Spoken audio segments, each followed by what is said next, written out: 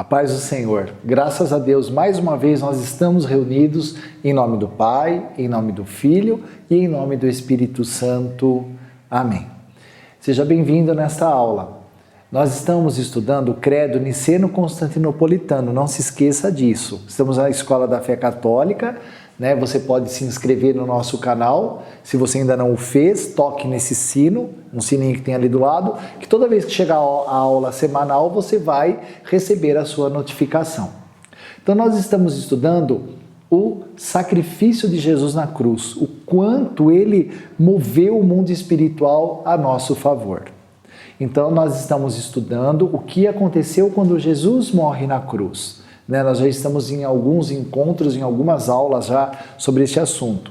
E esta nossa aula é continuação das aulas anteriores. Se você as perdeu, vá assisti-la, vá estudar, para que você entenda plenamente o que estamos estudando aqui.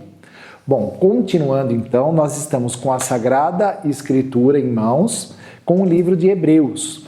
E agora nós vamos ler Hebreus capítulo 7. Que diz assim, então aqui nós estamos estudando Jesus, que ele paga o preço, ele se coloca entre nós e Deus como sumo sacerdote, aquele que se imolou a si mesmo, porque Jesus é o Cordeiro de Deus que tira o pecado do mundo, né? Nós sabemos assim que Jesus é o leão da tribo de Judá, é o alfa e o ômega, o princípio e o fim. Sabemos todos esses grandes títulos de Jesus, mas ele também é o Cordeiro. É até engraçado, né? Porque o cordeiro é um bichinho manso, lindo, mas Jesus é o Cordeiro de Deus que tira o pecado do mundo, com o seu santo e precioso sangue. Como vimos no nosso encontro anterior, esse poderoso sangue pago no sacrifício, no altar da Santa Cruz, né? Foi o preço pelo nosso pecado. Nós que estávamos no poder de Satanás, estávamos escravizados a Satanás, Jesus vai e nos liberta, ele pega a chave da vida do homem das mãos de Lúcifer e diz, agora essa chave é minha, eu sou Jesus, eu sou o Cordeiro de Deus, o vivente, estive morto, mas vivo para sempre. Então aqui nós estamos estudando Jesus, o sumo sacerdote, aquele que é, ao mesmo tempo, quem oferece o sacrifício, ele é ao mesmo tempo o sacrifício, ele é o pontífice que nos liga a Deus.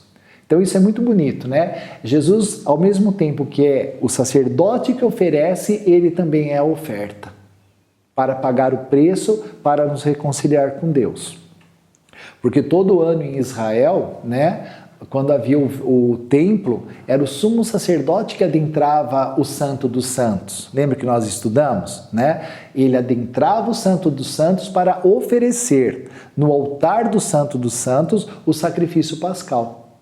Mas eles eram homens como nós, né? Pecadores. Agora Jesus era o perfeito, o sacerdote, o sumo sacerdote perfeito para oferecer o sacrifício diante de Deus, para que o pecado não fosse só encoberto, para que ele fosse arrancado de nós. Então vamos ver, Hebreus capítulo 7, no versículo 26, diz assim, tal é precisamente o sumo sacerdote que nos convinha, tal é precisamente, é preciso, é providencial, por Deus, né? Tal é precisamente o sumo sacerdote que nos convinha, santo, inocente, imaculado, separado dos pecadores, elevado mais alto do que os céus. Vou repetir, hein? Santo, inocente, imaculado, separado dos pecadores, elevado mais alto do que os céus. Todos os 9 coros angelicais, as 3 hierarquias celestiais, ele era mais elevado do que tudo isso, aleluia. Ele não precisa, como os sumos sacerdotes, oferecer sacrifícios a cada dia, porque os sumos sacerdotes no templo em Jerusalém, todos os dias ofereciam aqueles cordeirinhos, né, nos altares. Então ele não precisa, como os sumos sacerdotes, oferecer sacrifícios a cada dia, primeiramente por seus próprios pecados e depois pelos do povo. Jesus não. Ele é santo, ele é inocente, ele é imaculado, ele é separado dos pecadores, elevado mais do que os céus. Ele é o sumo sacerdote, ele é a oferta. Ele já o fez uma vez por todas. Jesus já o fez uma vez por todas, oferecendo-se a si mesmo. A lei, com efeito, o Velho Testamento, as leis judaicas, a lei com efeito estabeleceu sumos sacerdotes sujeitos à fraqueza. A palavra do juramento, porém, posterior à lei, estabeleceu um filho eternamente perfeito. A palavra do juramento, porém, posterior à lei, porque quando Jesus ele institui o seu sacrifício, a nova e eterna aliança no seu sangue, ele estabeleceu um filho eternamente perfeito. Aleluia. Hebreus capítulo 9, no versículo 15 diz assim: eis porque ele é mediador da nova aliança. Então aquela velha lei, a velha aliança, aquela antiga Páscoa passou. Ele levou tudo à perfeição. Levou tudo à perfeição. Eis porque ele é mediador, ele é intercessor, ele é o mediador da nova e eterna aliança. A sua morte aconteceu para o resgate das transgressões cometidas no regime da primeira aliança. E por isso, aqueles que são chamados recebem a herança eterna que foi prometida. Foi-nos prometida uma terra nova, uma Canaã celestial, uma vida eterna. Foi-nos prometido. Com efeito, onde existe testamento, então alguém fez um testamento, Então, com efeito, onde existe um testamento, é necessário que se constate a morte do testador. O testamento, de fato, só tem valor no caso de morte. Nada vale enquanto o testador estiver vivo. Então, Jesus era o testador do Antigo Testamento. Ora, nem mesmo a primeira aliança foi inaugurada sem efusão de sangue. Como assim? Quando Deus manda Moisés construir o primeiro santuário e mandou fazer todos os utensílios, as bacias, os altares, os candelabros, tudo foi aspergido com sangue de cordeiros, com sangue dos bichinhos sacrificados em adoração a Deus. Versículo 19. De fato, depois que Moisés proclamou a todo o povo cada mandamento da lei, ele tomou o sangue de novilhos e de bodes, juntamente com água, a lã escarlate e o hisopo. O hisopo é uma planta, uma erva medicinal. Então ele pegou raminhos do hisopo, que já era algo que era medicinal, e ele aspergiu o próprio livro da lei, tudo que estava escrito, e todo o povo. Então aquele sangue com aquela água foi aspergido. Aquele sangue era como que se purificasse tudo, porque era o sangue do cordeirinho oferecido em sacrifício. Anunciando: este é o sangue da aliança que Deus vos ordenou. Em seguida, ele aspergiu com o sangue a tenda, quer dizer, o santuário, e todos os utensílios para o culto. Segundo a lei, quase todas as coisas se purificam com sangue, e sem efusão do sangue não há remissão. Portanto, se as cópias das realidades celestes, isso é tudo cópia, era tudo cópia. Então, portanto, se as cópias das realidades celestes são purificados com tais ritos, é preciso que as próprias realidades celestes sejam purificadas, com sacrifícios bem melhores que esses. Então, as realidades celestes, precisavam ser purificadas com sangue superior. Não podia ser esse sangue dos bichinhos, Cristo vem para levar tudo à perfeição. Cristo não entrou num santuário feito por mãos humanas, réplica do verdadeiro, e sim no próprio céu, porque o céu, o véu do pecado nos separava. Não é? Mas Jesus vem, e ele entra nesse santuário celestial porque ele é todo homem e todo Deus. Como nós vimos na aula passada, ele pagou o preço, nele habita corporalmente toda a plenitude da graça, porque Jesus é um corpo ressuscitado. Ele é todo homem e todo Deus. Aquele corpo maltratado, crucificado e morto ressuscitou. Ressuscitou porque é Deus, numa carne gloriosa, carne, sangue, ossos, tudo ressuscitado. Então, ele entra no próprio céu depois de ressuscitado, a fim de comparecer diante da face de Deus a nosso favor, dizendo: Pai, eu paguei o preço, e o preço foi aceito por Deus. E não foi para oferecer-se a si mesmo muitas vezes, como sumo sacerdote humano que entra no santuário cada ano com o sangue de outrem, com o sangue dos animais. Pois se assim fosse, deveria ter sofrido muitas vezes desde a fundação do mundo. Mas foi uma vez por todas, agora, no fim dos tempos, que ele se manifestou para abolir o pecado através do seu próprio sacrifício. Quer dizer, o Calvário nunca mais existirá. Jesus já veio, já pagou o preço, gente, né? Por isso que fala que senão ele teria que fazer isso muitas vezes, desde a fundação do mundo. Não, ele fez tudo no momento certo, no fim dos tempos. Por quê? Lembra quando nós estudamos sobre a Virgem Maria? Se você perdeu esses estudos, vá lá ver. A igreja nos ensina que na plenitude dos tempos o anjo Gabriel foi enviado para a Virgem Maria, ela deu o seu sim e o Todo-Poderoso se fez homem, tomou um corpo para si, né, do seio dela. Então, desde a época da encarnação, nós já estamos no final dos tempos. As coisas, as promessas de Deus já estão se cumprindo. Nós estamos só aguardando a volta, a segunda vinda gloriosa de Cristo, que será os nossos próximos encontros, né?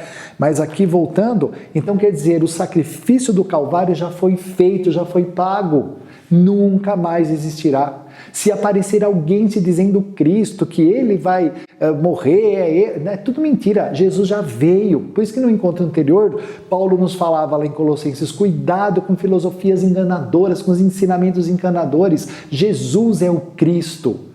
Ele já veio. O preço já foi pago. Temos um sumo sacerdote. Amém? E aí continua a palavra de Deus. Então ele já se manifestou para abolir o pecado através do seu próprio sacrifício. Aleluia! Ele tinha toda a capacidade de pagar o preço por nós, porque como nós vimos lá, né, em Hebreus 7, ele é o Cordeiro santo, inocente, imaculado, separado dos pecados, elevado mais alto do que os céus. Ele é este Cordeiro. E ele é este sumo sacerdote também, santo, inocente e imaculado, separado dos pecadores, elevado mais alto que os céus. Aleluia! Agora olha o versículo 27, o que diz, né? Estamos no capítulo 9, no versículo 27. E como é um fato, olha só, hein? É um fato, é uma verdade. Tem pessoas que falam que não existe verdade absoluta, existe sim. Né? Para quem vive no relativismo, então tudo é relativo. Não, nós estamos falando de fé, de verdades reveladas, do mundo espiritual que se revela a nós. Então, uma verdade absoluta, qual é? Eu já falei para vocês. Por isso que Jesus é o caminho, a verdade e a vida. E ele diz: ninguém vai ao Pai senão por mim. Ai, mas eu não aceito isso, mas problema teu. Você tem que dobrar teus joelhos, chamar o Espírito Santo e falar: abre a minha mente para que eu compreenda os mistérios do mundo espiritual. Quando você morrer, a sua mente vai se abrir. Você vai ver o Cordeiro de Deus sentado sobre o trono. E aquele Cordeiro imaculado é o leão da tribo de Judá, é o Alfa e o Ômega, aquele que pagou o preço por você e por mim, para que obtivéssemos salvação eterna. Temos uma eternidade para viver. Isso é muito sério. Todos os caminhos não levam a Deus. Jesus é o caminho. Jesus é a verdade, Jesus é a vida. Busque Jesus. Busque Jesus. Jesus não é uma religião, Jesus é uma pessoa. Uma pessoa que fundou uma igreja. E igreja é aqueles que estão unidos no corpo místico de Cristo. É muito sério tudo isso. Quer ver outra verdade absoluta? Porque Jesus nos revela as verdades. Ele está revelando. Não sou eu que estou falando. A Bíblia está revelando. Qualquer problema, qualquer reclamação, você precisa dobrar o teu joelho e reclamar com Deus, não é? Não é? Mas vamos ver outra verdade revelada aqui. E como é um fato que os homens devem morrer uma só vez. Nossa, a gente não morre um monte de vezes, vai e volta. Não. O mundo espiritual, Jesus Cristo, o Jesus cristão. Eu não estou falando de um Jesus que é mestre cósmico, de um Jesus que é um avatar. Eu estou falando de Jesus Cristo. Estamos aqui com católicos, estamos com uma igreja que foi fundada por Jesus. E como é um fato que os homens devem morrer uma só vez, depois do que vem um julgamento. Então você morre uma só vez e já vem o julgamento, aquele julgamento particular. Entendeu? Né? E depois haverá a ressurreição dos mortos e o julgamento final. No julgamento final, você vai ser julgado perante o mundo inteirinho. Todos saberão por que você está no céu e por que você não está. Não é? Até os salvos serão julgados. Né? Isso é maravilhoso. Então, a gente morre uma só vez, depois do qual vem o julgamento. Do mesmo modo, Cristo foi oferecido uma vez por todas. Por isso que Cristo só vai morrer uma vez. Nunca mais vai acontecer isso. Então, Cristo foi oferecido uma vez por todas para tirar os pecados da multidão. Ele aparecerá uma segunda vez. Olha isso, hein? Bíblia Sagrada, Hebreus capítulo 9. Ele aparecerá uma segunda vez. Ele virá. Se alguém falar para você que Jesus não vir, nós vamos estudar nas próximas aulas, né? Essa pessoa está com uma filosofia estranha. Não é o que a doutrina católica nos ensina. Então aqui diz, ele aparecerá uma segunda vez, com exclusão do pecado, aqueles que o esperam para a salvação. Jesus já está no nosso meio através da igreja, mas a tradição, o catecismo, tudo nos ensina, ele vai vir uma segunda vez. E eu aguardo ansiosamente a vinda de Jesus. Eu aguardo. Amém? Então nós vamos parar por aqui, né? Deixa eu só pegar mais um trechinho aqui, em Hebreus capítulo 10, antes da gente encerrar, aqui no versículo 12. Olha que coisa linda que o autor de Hebreus ainda vem nos dizer. Ele, ao contrário, né? Então Jesus, ele ao contrário, depois de ter oferecido um sacrifício único pelos pecados, sentou-se para sempre à direita de Deus. Amém? Então Jesus pagou o preço por um sacrifício único pelos pecados, sentou-se para sempre à direita de Deus. Jesus é rei para sempre, né? Jesus é sacerdote para sempre. Jesus é tudo que nós precisamos. O sangue de Cristo.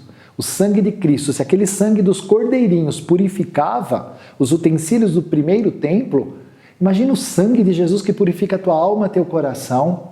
Você está precisando de libertação, meu irmão? O sangue de Jesus. Você está precisando de cura? O sangue de Jesus. Aquele pecado que você não consegue vencer, o sangue de Jesus te ajuda. O sangue de Jesus.